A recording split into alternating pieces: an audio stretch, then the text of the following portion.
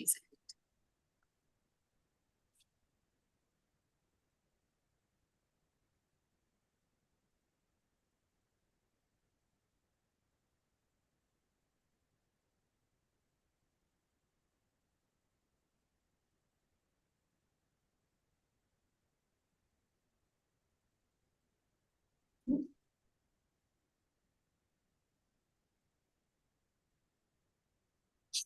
All right, it is 12:15, Monday, February 5, 2024, and I would like to call to order the City of Lacey Civil Service Commission. Present via Zoom is Commissioner White. Present with me, Amanda Vey, in the room is Commissioner Brown.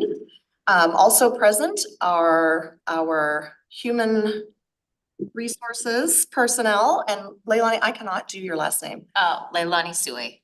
Thank you. We also have present our Civil Service Examiner. examiner, and that is Vanessa Medford, right? Yep. All right, we have Chief Almeida. We also have, I do it wrong every time, it's Deputy Chief Hobbs. Hollis. Hollis, sorry. And we have present two ladies who I cannot identify, so I will ask you to do so yourself, please. Yep, thank you. Alyssa Fontaine, City Clerk. Thank you. I'm Kelly Adams. I'm the Special Projects Administrator. Thank you very much. I would ask for approval of the agenda, please. So moved. Second. Thank you. Any discussion? The agenda is approved. I would ask for approval of the minutes, please, from the meeting conducted on November 6, 2023. So moved. Moved and seconded, I believe. Second. Thank you. And that takes us to the next item, agenda items. We have the command staff and quarterly report. Thank you very much. So for the fourth quarter of 2023, we processed a total of 48 applications, of which 8 were disqualified upon application for various factors. 22 were disqualified during the oral word process. 6 were disqualified during the Guardian document process, and a total of 12 were in process. And if I could, I'll give you a rundown for the year of 2023. We processed a total of 183 applications, which included 18 laterals. 18 what? Lateral officers applied. And out of that 183 applications, we hired 14 officers total during 2023, of which 3 were lateral officers and 11 were entry level. And currently we have someone either in pre-academy training or in the background process for all of our current authorized full-time positions. So does that mean there are no vacancies at the current time? If you count the people in backgrounds, yes, we have 2 laterals and 2 entry-level folks in backgrounds. And that is the extent of the And I report. have no discipline to report, so that is all. Fantastic. Thank you, sir. Next, we have civil service rules amendment. Would you like to address that? Yes, so we have discussed this particular topic briefly in meetings prior to today. I have provided a documentation that I'll put in our minutes packet for the end of the meeting that discusses a quick update to the seniority definition. This is something that has been sent to the unions. We have not received any negative feedback. So the new language would read a measure of the last period of unbroken time as a Lacey Police Department officer served in the classified service under the jurisdiction of the City of Lacey Civil Service Commission. Time spent on leave without pay is not credited unless statute require it. So I would present this to the commission to consider for adoption of the amended definition in the next meeting. Question? I'm sure I have a question. Certainly. Could you just maybe give us a little background in terms of, I mean, what's the difference between fully commissioned and being a department officer? What's the background here? Why are we doing this? So when you have a fully commissioned officer, that could be from another jurisdiction. So they're going to come in, right, as a new hire as a lateral officer, and they would end up with potentially seniority higher than someone just getting started with the Lacey Police Department. I see. And so that is meant to address that when you are here with Lacey, that is what determines your seniority. And if I follow up, so is that bringing us more into alignment with what most police departments are doing? I think it's aligning with what we've been Yes. doing as a department. So most are, so you don't bring any seniority in with you when you transfer from another department for our purposes. And that's pretty common, or that's almost universal? Correct. Thank you. And it is a practice that we have been doing here. We just want to make sure that our rules are appropriate, yes. I got it. All right, thank you. All right, any further questions or comments, queries? All right, so we will have this addressed at the next meeting. Yes, very good, thank you. Advisory board member updates, Ms. Adams. Hi, so Alyssa is gonna pull up the presentation. We have a couple things that we want to talk with you briefly about today, and if you take nothing away from this, take away the fact that we are here after the meeting to provide technical support and answers to any questions. So my name's Kelly Adams. I'm the Special Projects Administrator. I currently work in the Public Affairs Department, and I work on modernization efforts, things like the website, things like getting advisory board members technologies that they need to work more efficiently and effectively. And Alyssa is our wonderful city clerk. So what we're gonna go over today is we're gonna go over the new stipend program, a demographics exercise that we're doing with the advisory board members. Civic Clerk Board Portal Access. Civic Clerk is our new public meeting system that we've been using for about 6 months. But we're going to offer you another way to work with it that is gonna be pretty exciting. And if you take nothing away, we're here after the meeting. So the goal of the advisory board member stipend program is to reduce financial barriers for community members to participate in leadership roles on advisory boards. And so we recognize that it costs you something to be here today. Whether it's high-speed internet access, childcare, fuel, transportation, it costs you something. And so that cost can present a barrier to other community members, which might be why we don't have really broad recruitments, broad pool of applicants, to say that. This is also focused on the fact that advisory board members are volunteers. So if we go to the next slide, this sort of gives you a brief profile of 3 different community members who serve on advisory boards. So our first member is retired, no children at home, they're a vehicle owner.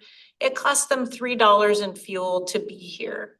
However, that's $3 on a fixed income. So that is no less important than the $53 or $50 our 2 other profiles are committing. So community member 2 works from 9 to 5, has children under 5, but they have their own vehicle.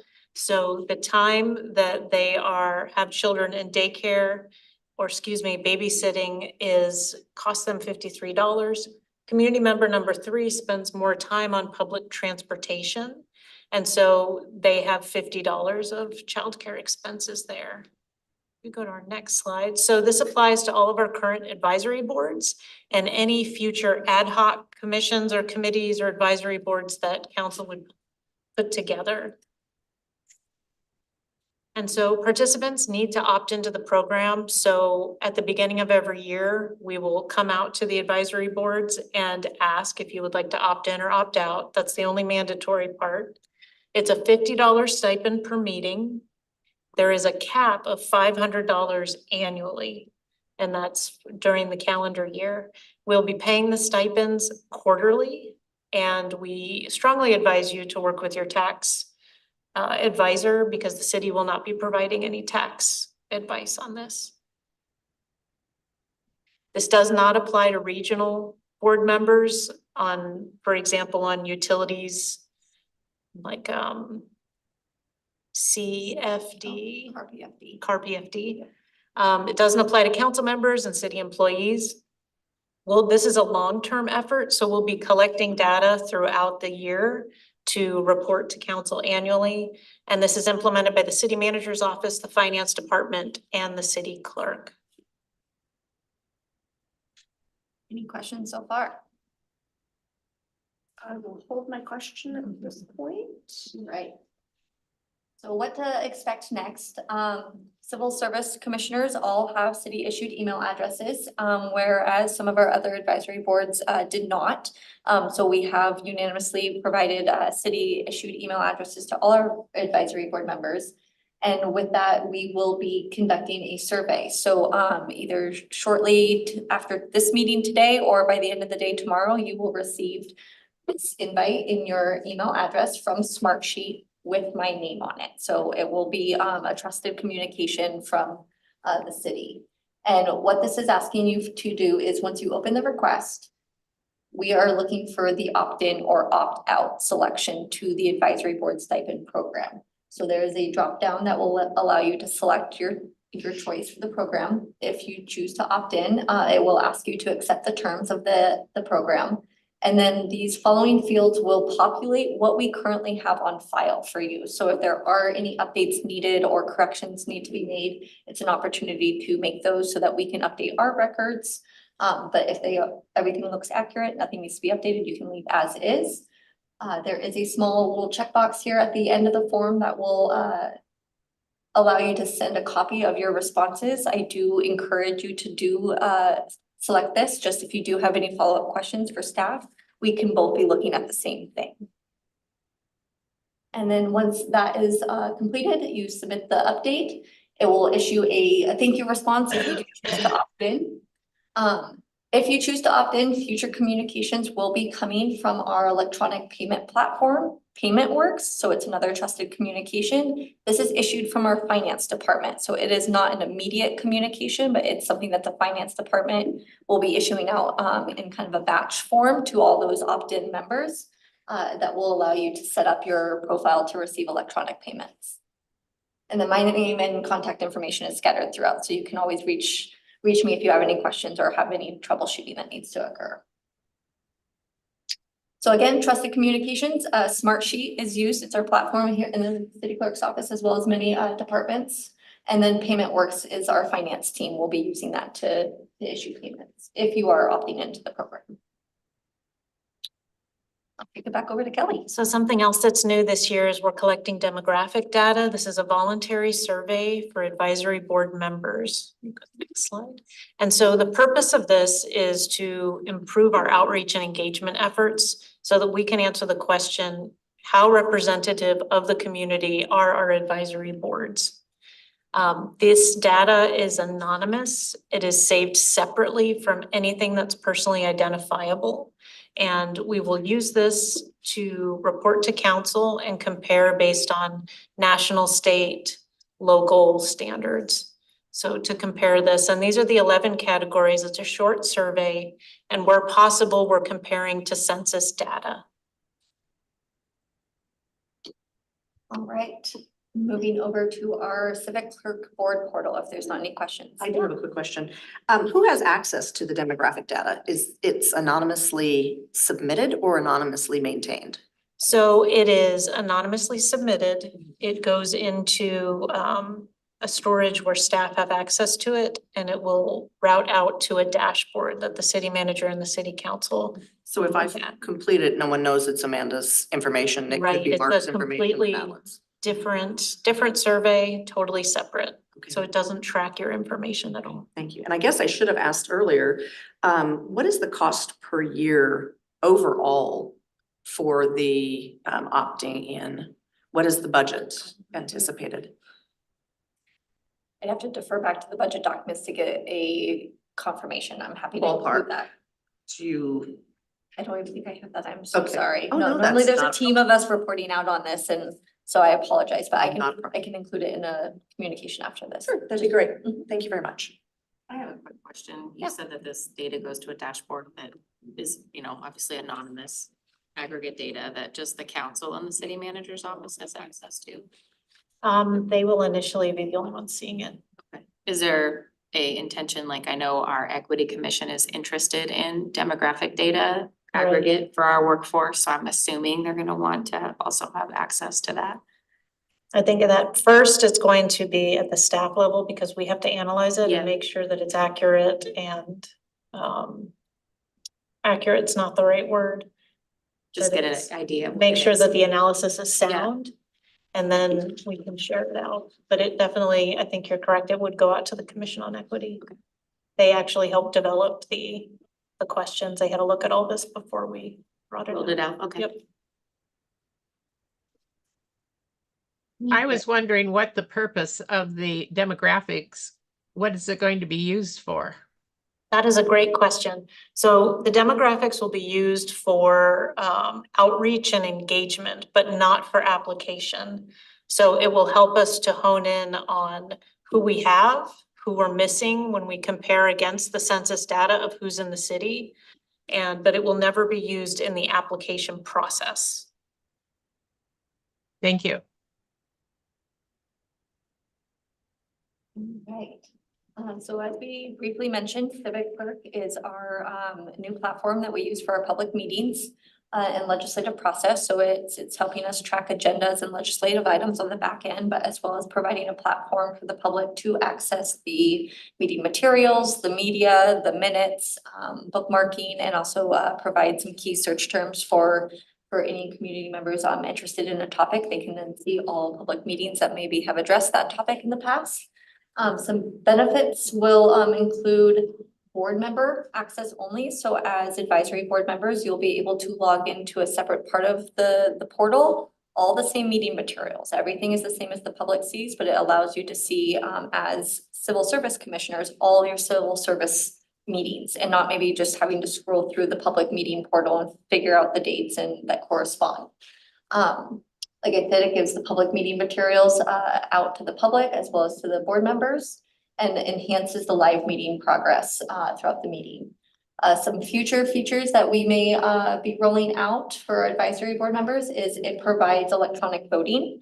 And it also gives an electronic roll call function, which is directly tied into the stipend program. So when those members who have opted in, we have a chance for all of our staff liaisons on our advisory board members to take a roll call at every meeting, and then we export that and take the opt-in members to report to finance. So the Civic Clerk Board portal is pretty straightforward. We will provide some additional information following this meeting on your login access and what that all looks like, but you sign into the board portal and you're able to join a relevant meeting. So you all would be able to join the meeting for today and follow along and for the items in the agenda and notate your roll call function. You will always be a present voting member. We don't currently have a present non-voting option for this board. And this will directly tie into the roll call functions. Right now, staff are doing this, so if you don't log into the board portal, this still gets done. It's not something that is mandatory. It's just an additional feature that is available to you. Question. Yes. Commissioner White said that she was technologically challenged. On a scale of 1 to 10, I'm about a 1. And so I'm not sure I'm following and tracking this. What if you're here in person?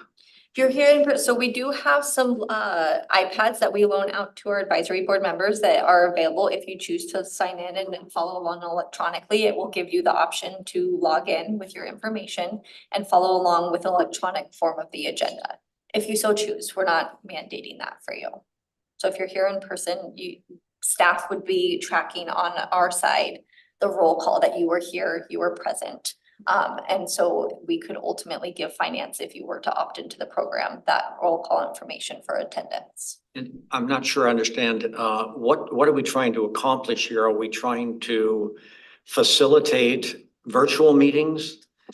Are we trying to just, where is this leading us in terms of a objective? Oh, it's a great question. A couple different things, and I'll, on the next slide, I will let you know as well. So part of the electronic voting, part of some of the enhanced features gives the public more transparency of what's going on in the meeting. If they are, watching and not listening, if they are, accessing it through the public portal, this is all happening whether you choose to log into the board portal or not. This is just an additional feature for advisory board members to where if you wanted to log in and review the application or the agenda materials last week, make a couple notes of what you wanted to talk to staff about or follow-up questions, we have a space for you.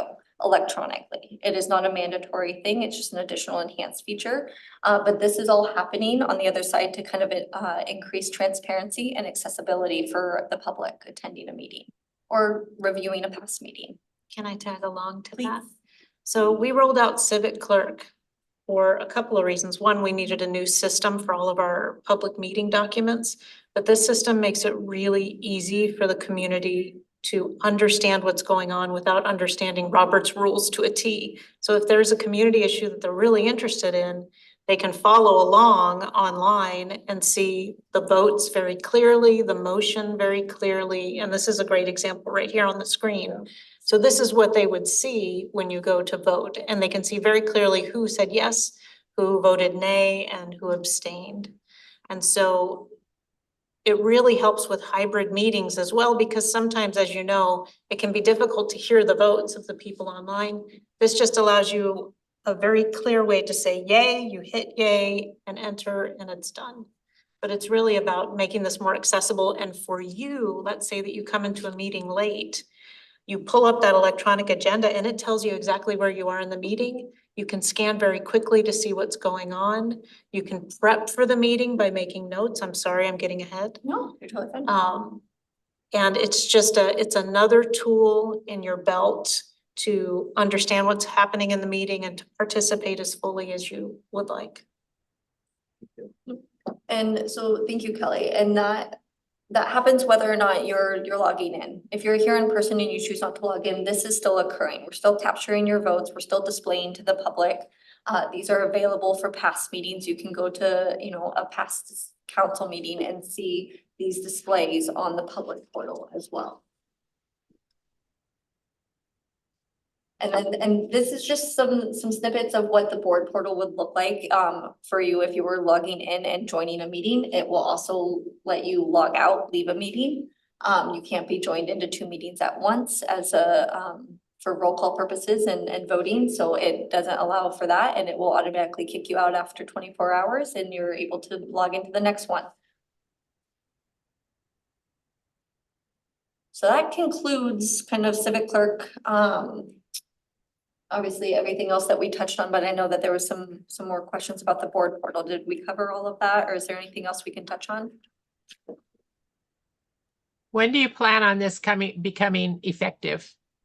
So it is already live, and we've been meeting all of January with all of our advisory board members. And if you all have city issued emails already, I am going to, in the next 24 to 48 hours, issue a communication and give you account information to the board portal via that email address. So we will have some communications that touch on the stipend program opt-in, the demographics survey, and then some additional instructions on logging into Civic Clerk.